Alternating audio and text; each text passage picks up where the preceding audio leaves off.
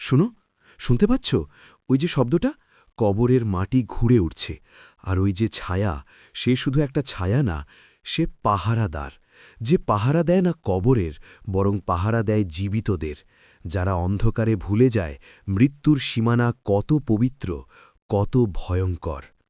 আজকের গল্পটা শুরু হবে এক নির্জন গ্রামে, যেখানে কবরস্থান শুধু মাটি আর হাড়ের জায়গা না, সেখানে কবরস্থান একটা জীবন্ত জীব, যার নিঃশ্বাসে মিশে আছে অভিশাপ, যার চোখে জলে অশ্রুর বদলে কালো মাটি।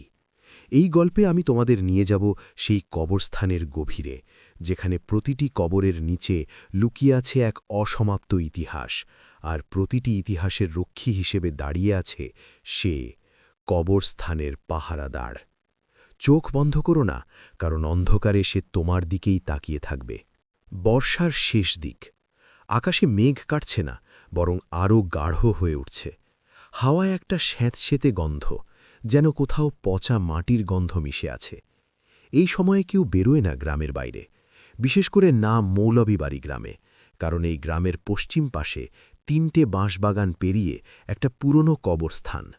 সেখানে কেউ যায় না, না দিনে না রাতে। আর আজ রাত তো আরও ভয়ঙ্কর। চাঁদ নেই, শুধু মাঝে মাঝে বিদ্যুৎ চমকাচ্ছে, আর সেই আলোয় দেখা যাচ্ছে কবরস্থানের পুরনো পাথরের সমাধি, যেগুলো এখন ঢাকা পড়েছে লতাগুল্মে।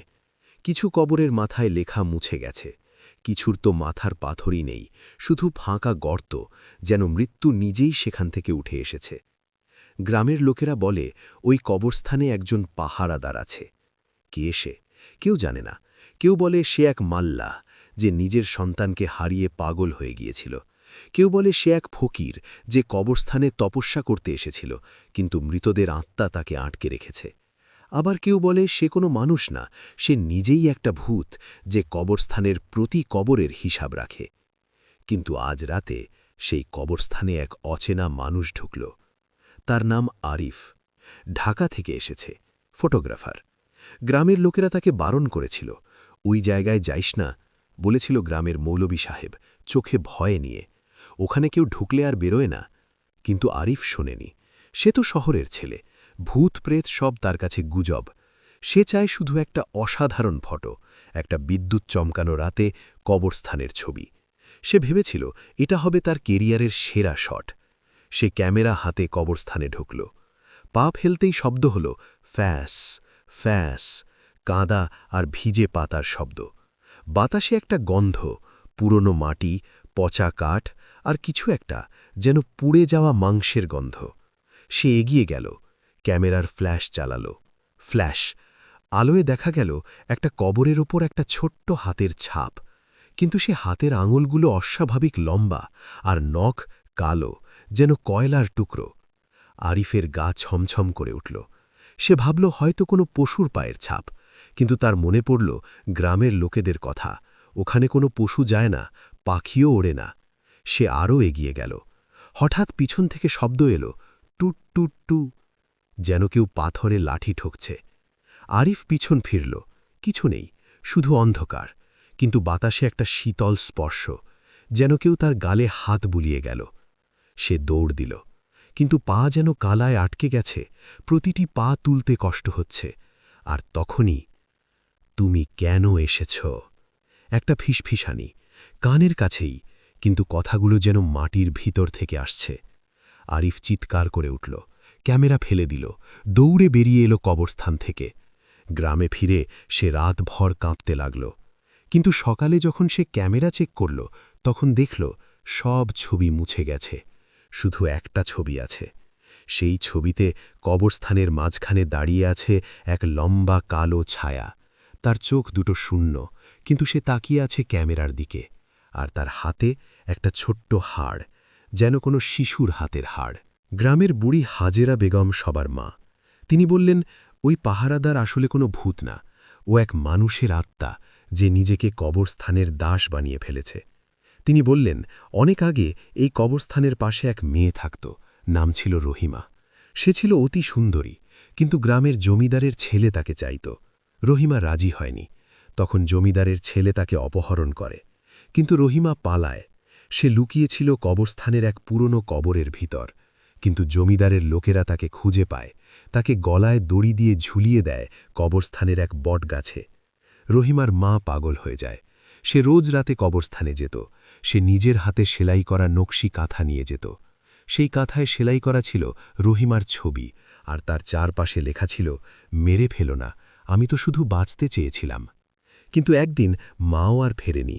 গ্রামের লোকেরা দেখেছিল রহিমার মা কবরস্থানের মাঝখানে মাটিতে শুয়ে আছে। তার চোখ খোলা, কিন্তু তাকায়নি কারো দিকে। আর তার হাতে সেই নকশি কাঁথা। কাঁথার ওপর লাল রং, যেন রক্ত।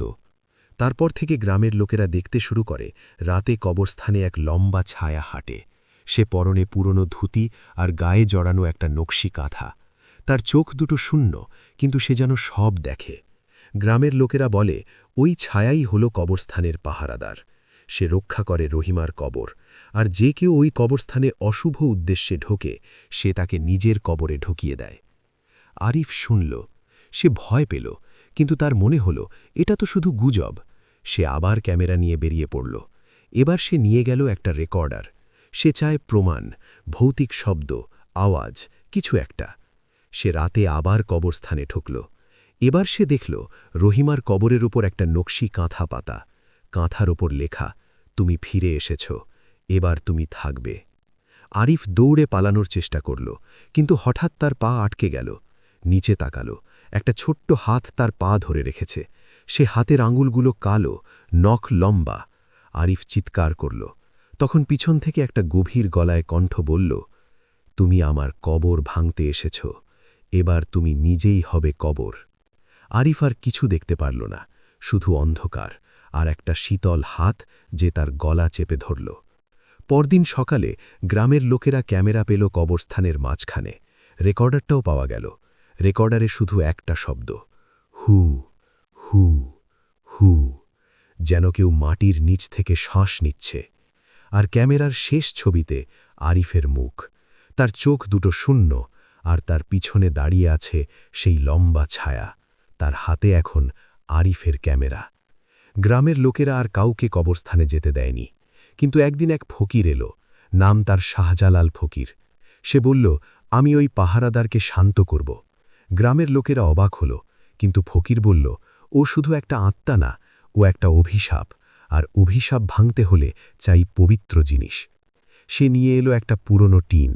টিনের ভিতর ছিল 5 ফোড়ন, জিরে, মরিচ, সরিষে, মেথি, কালো জিরে।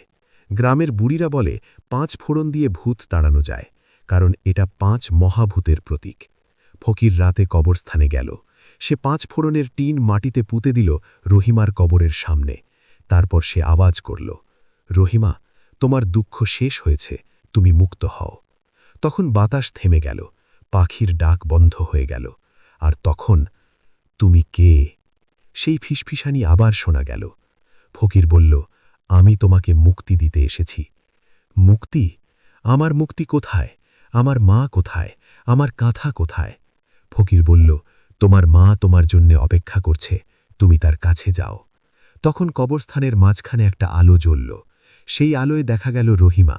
সে পরনে সাদা শাড়ি আর হাতে সেই নকশি কাঁথা। তার গলায় দড়ির দাগ আছে, কিন্তু মুখে শান্তি। সে ফকিরের দিকে তাকালো, তারপর মাথা নাড়ল, আর মিলিয়ে গেল আলোর মধ্যে। পাহারাদারের ছায়া আর দেখা গেল না।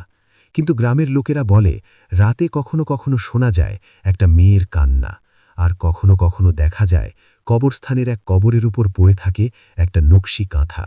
আর সেই কাঁথার উপর লেখা থাকে, আমি এখন শান্ত, কিন্তু তুমি যদি আমার কবর ভাঙো, আমি আবার ফিরে আসব। তোমরা কি শুনতে পাচ্ছ?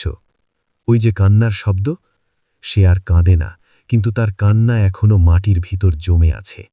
মনে রেখো, কবরস্থান শুধু মৃতদের জায়গা না, ওখানে জমে থাকে অসমাপ্ত গল্প, অপূর্ণ প্রেম, আর অশ্রুর বদলে যে কালো মাটি জমে, সেটাই হয় পাহারাদার। আজকের গল্প এখানেই শেষ, কিন্তু তোমার পাশের অন্ধকারে হয়তো সে এখনো আছে। শুভরাত্রি। আর কবরস্থানে যেও না,